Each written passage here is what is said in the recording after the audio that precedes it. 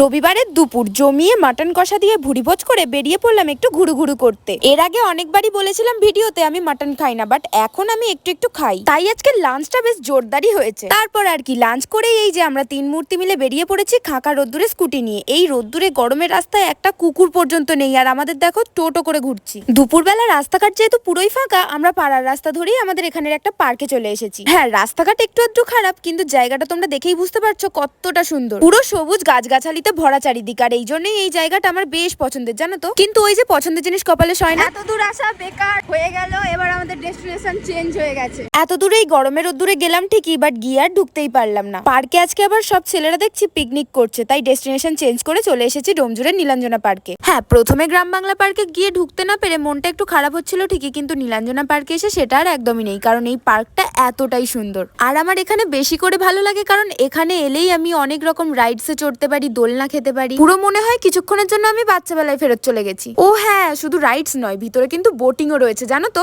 কিন্তু আজকে আমরা বোটিং এ চড়তেই পারিনি, কারণ আমাদের কাছে ক্যাশ ছিল না, সব অনলাইন পেমেন্ট, আর একমাত্র এই বোটিং এই অনলাইনের ব্যবস্থাটা নেই। তাই এই পুকুর পাড়ে সানসেটের সাথে সুন্দর কয়েকটা ছবি তুলে চলে গিয়েছিলাম ফুচকা খেতে। উফ, যা সুন্দর বানিয়েছে না কাকু, আমার তো ফুচকা প্রচন্ড ফেভারিট, বাট এখানে দিল 10 টাকায় 4টে করে। আচ্ছা, তোমাদের ওখানে 10 টাকায় কতগুলো করে ফুচকা দেয় গো, জানিও তো। আচ্ছা চলো এবার তবে বাড়ি ফিরি, টাটা তোমাদেরকে, দেখা হচ্ছে নেক্সট ভিডিও।